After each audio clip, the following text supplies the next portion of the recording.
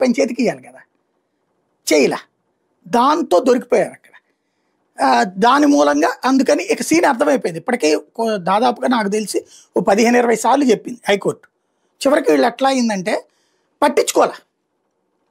ఇప్పుడు అప్పట్లో కనుక జడ్జీలను విమర్శిస్తా వైసీపీ వాళ్ళు కామెంట్ల మీద కామెంట్లు చేస్తే దానికి జడ్జీలు మందలించినా పట్టించుకోలేదు వీళ్ళు. చివరికి వాళ్ళు సిబిఐ దర్యాప్తు చేసిన తర్వాత పరుగులు పెట్టాల్సి వచ్చింది. అంతే కదా. అప్పుడు అట్లాగే ఇప్పుడు ఆ రోజున కొంచెం టైం ఎక్కువ పట్టింది, ఇప్పుడు టైం తొందరగా అయింది, అంతే తేడా. అంటే వాళ్ళు అట్లాంటి తప్పుడు వ్యవహారం చేయడానికి టైం ఎక్కువ తీసుకున్నారు, వీళ్ళు ఆరంభంలోనే చేసేసారు, అంతే తేడా.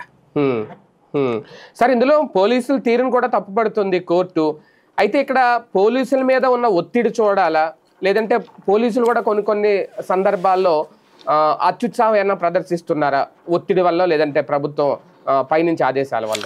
ఇక్కడ పోలీస్ శాఖకు సంబంధించి 2 క్లియర్ కట్ ఇష్యూస్ ఉన్నాయండి. ఒక వర్గం వచ్చేటప్పటికి వాళ్ళు అక్కడ ప్రభుత్వాల దగ్గర తాము గొప్ప అంటే తమకి కావాల్సిన పోస్టులు వేయించుకోవడం కోసం పూర్తి బానిసత్వం చేసేస్తున్నారు.